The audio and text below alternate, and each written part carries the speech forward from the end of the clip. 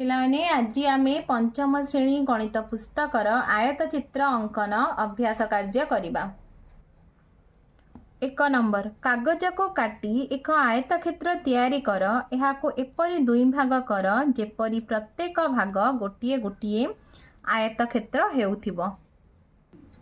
पिलाने देख मु एठी गोटे आयतचित्र अंकन करिछि। कागज रे काटिके आयतक्षेत्र तैयारी करिछि। यार दैर्घ्य होची 6 सेंटीमीटर एवं प्रस्थ होची 2 सेंटीमीटर। जदि मु यहाँ मझीरू दुई भाग करदेवी ताहले यार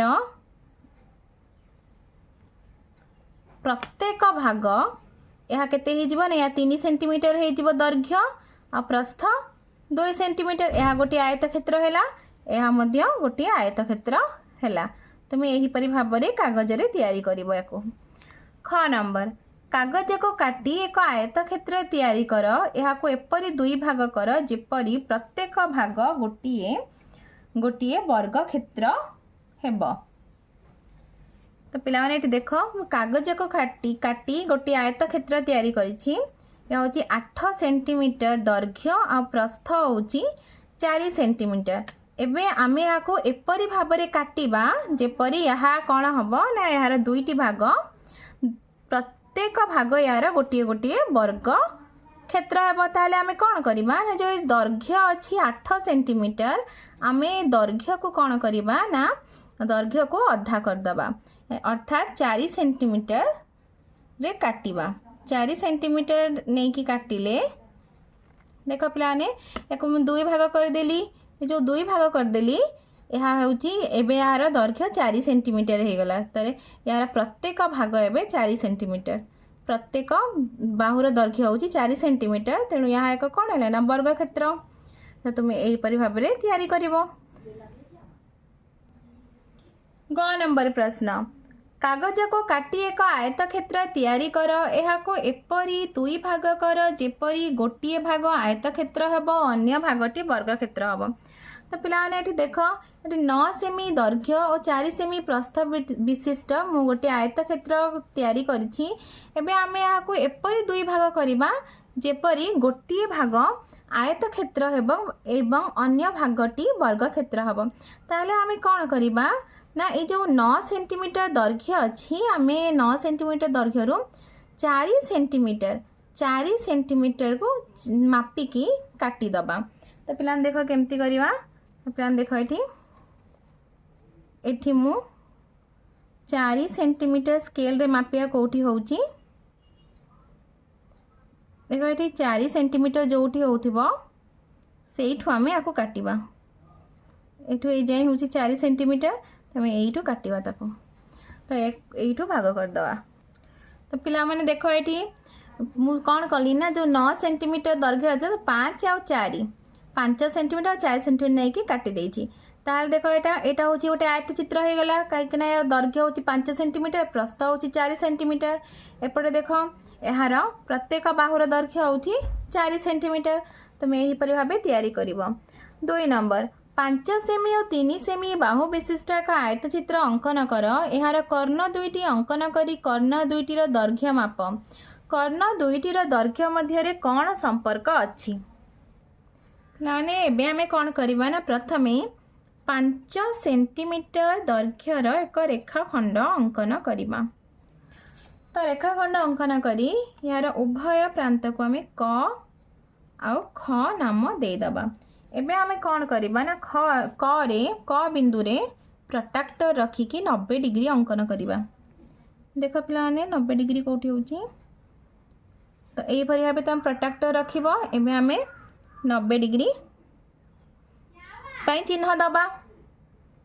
माने एबे हमें ख बिंदु ऊपर रखिकी 90 डिग्री अंकन करबा। एबे हमें कौन करबा ना 11 दुईटी को ये दुईटी बिंदु को जोग करिकी आग को बढ़ेबा।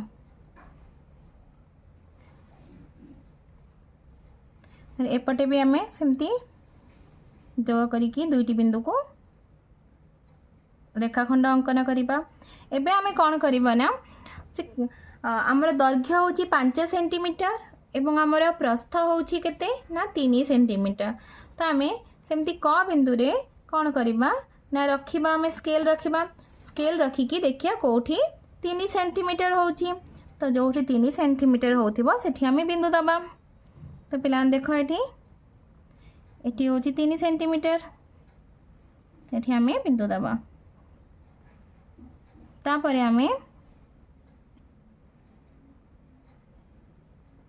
एपटे मध्य ख बिंदु रे भी देखिए 3 सेंटीमीटर कोठी होची 3 सेंटीमीटर जोठी होथिबो सेठी आमे बिंदु दबा एबे आमे कोन करबा ना ए उभय बिंदु को जोग करिकी गोटे रेखाखंड अंकन करबा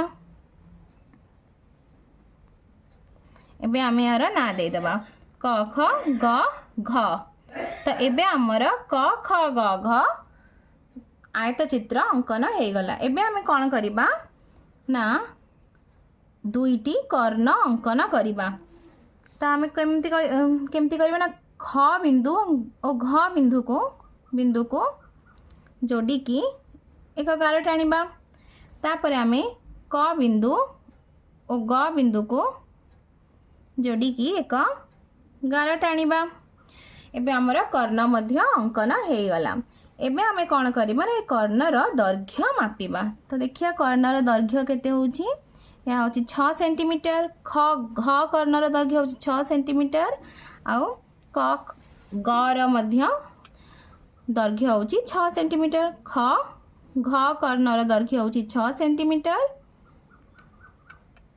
क ग र कर्णर दैर्घ्य होची 6 सेंटीमीटर अर्थात यार उभय कर्णर दैर्घ्य समान तापरे पिलाने एबे आमे 3 नंबर करिबा गोटिया आयत चित्रर दैर्घ्य प्रस्थर 2 गुण प्रस्थ 3 सेमी हेल नहीं सेही आयत चित्रटी को अंकन कर तो पिलाने देख ये प्रस्थ होची 3 सेमी दैर्घ्य होची प्रस्थर 2 गुण अर्थात 3 गुणन 2 6 सेंटीमीटर एबे आमे कोन करबा ना एक आयत चित्र अंकन करबा तार दैर्घ्य केते हमर 6 सेंटीमीटर तो प्रथमे आमे 6 सेमी रो गोटे रेखाखंड अंकन करबा तो आमे स्केल साहाय्य रे गोटे 6 सेंटीमीटर रो रेखाखंड अंकन करबा तो पिला माने एठी देखो तुम यही परि भाव रे अंकन करबो सब ये है आमर 6 सेमी गोटे रेखाखंड तो यार आम ना दे देबा छ ना दबा एबे आमे कौन करबा ना च बिंदु रे 90 डिग्री अंकन करबा प्रोट्रैक्टर साहाय्य रे 90 डिग्री अंकन करबा तो एबे आमे 6 बिंदु रे मध्य 90 डिग्री अंकन करबा एबे आमे कौन करबा ना ए दुईटी बिंदु को जोग करी गार टाणीबा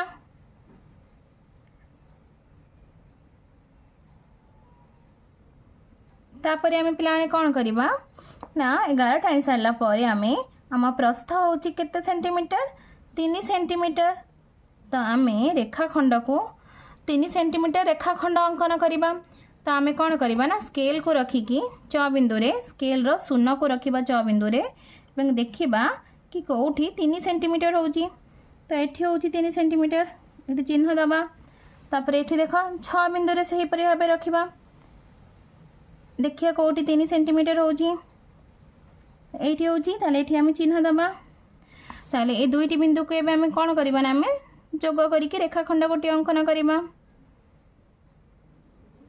एबे हम यार ना दे दिया च छ ज झ तो एबे हमर च छ ज झ आयत चित्र तैयारी हे गला तो हमर च छ दैर्घ्य होची 6 सेंटीमीटर तो 6 ज होची 3 सेंटीमीटर ज झ होची 6 सेंटीमीटर झ च होची 3 सेमी तो यह होची हमर आयत चित्र एबे पिला माने हमें कोन करबा ना 4 नंबर स्केल और प्रोट्रैक्टर व्यवहार करी 6 सेमी दैर्घ्य विशिष्ट वर्ग चित्र टीए अंकन कर पिलाने आमे जानिछे जे वर्ग चित्रर प्रत्येक बाहुर दैर्घ्य समान तेणु आमे प्रथमे कौन करबा ना गोटे 6 सेंटीमीटर दैर्घ्यर गार टाणी दबा रेखाखंड अंकन करबा तापरे ता ना दे देबा आमे कौन दे देबा ना प याकू दे देबा फ एबे आमे प बिंदु रे 90 डिग्री अंकन करबा तो पिला देखो एठी 90 डिग्री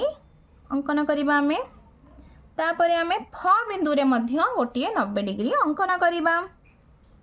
देख पिला माने फ बिंदु रे मध्य आमे गोटे 90 डिग्री अंकन कले। एबे आमे कौन करवा ना ए दुईटी बिंदु को जोग करी गोटे गार टाणी दवा। ये बिंदु दुईटी के मध्य जोड़ी की आमे गोटे गार टाणीबा। एबे आमे कौन करवा ना स्केल साहाय्य रे प बिंदु रे स्केल रो शून्य को रखिकी 6 सेंटीमीटर कोठी होची देखिबार से गार रे। देख पिला माने कोठी 6 सेंटीमीटर होची ना एठी 6 सेंटीमीटर होची तो एठी बिंदु दबा गोटे चिन्ह दबा गोटे 6 सेंटीमीटर जोठी होची। तापर एपटे देख पिला माने कोठी 6 सेमी होची जोठी 6 सेमी होथो सेठी आमे गार दबा। एबे आमे कोन करबा ना ए उभय बिंदु को आमे जोग कर दबा। जोग करी गोटे रेखाखंड अंकन करबा। तो एबे आमे तार ना दे दे प फ ब भ। तो यार प्रत्येक बाहुर दैर्घ्य होची 6 सेमी। ये होची हमर 90 डिग्री। ये भी मध्य हमर 90 डिग्री। तो आमे जानि छे कि वर्ग क्षेत्रर प्रत्येक बाहुर दैर्घ्य होची समान आ प्रत्येक कोण होची समकोण 6 सेमी। यहाँ मध्य 6 सेमी।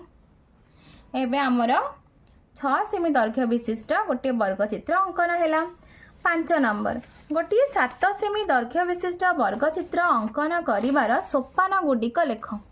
पिला माने एठी देखो आमे प्रथमे कौन करबा ना प्रथम सोपान 7 सेमी दैर्घ्य रेखाखंड नेई यार प्रांत बिंदु द्वय को क और ख नाम दियो। द्वितीय सोपान क बिंदु रे 90 डिग्री परिमाण कोण अंकन करी रश्मि को बढ़ाओ। तृतीय सोपान ख बिंदु रे 90 डिग्री परिमाण कोण अंकन करी रश्मि को बढ़ाओ। चतुर्थ सोपान बढ़ा जाइथिबा रश्मि दुईटी को 7 सेमी दैर्घ्य मापी चिन्ह दियो। एही चिन्ह दुईटी को ग और घ नाम दियो। पंचम सोपान ग और घ को रेखाखंड द्वारा जोग कर वर्ग चित्रटी अंकित हैला। यहाँ को क ख ग घ वर्ग चित्र रूपे नामित करागला। पिला माने तुमको वीडियोटी भल लागिले लाइक एंड सब्सक्राइब करिवो और निज सांग पिला मानक सहित शेयर मध्य करिवो।